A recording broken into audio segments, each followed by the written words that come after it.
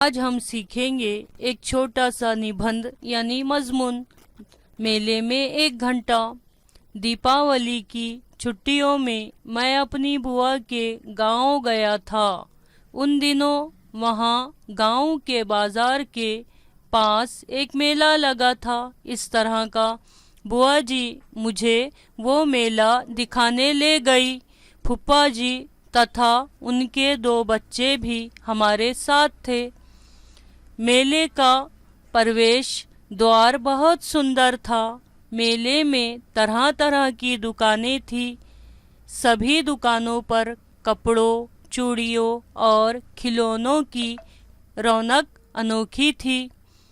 मेले में एक जगह एक जादूगर खेल दिखा रहा था। जादू के खेल में बहुत मज़ा आ रहा था। एक आदमी रस्सी पर चल रहा था। वहाँ के फेमस स्टूडियो में हमने फ़ोटो खिंचवाए। हम बच्चों ने मेरी गो राउंड पर झूलने का भी आनंद लिया।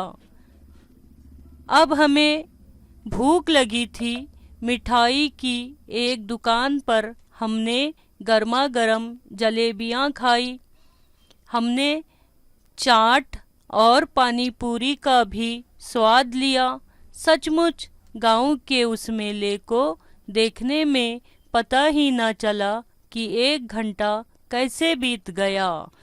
तो बच्चों, यहाँ पर हमने मेले में 1 घंटा किस तरह से गुजारा है उसका पूरा उल्लेख किया गया है।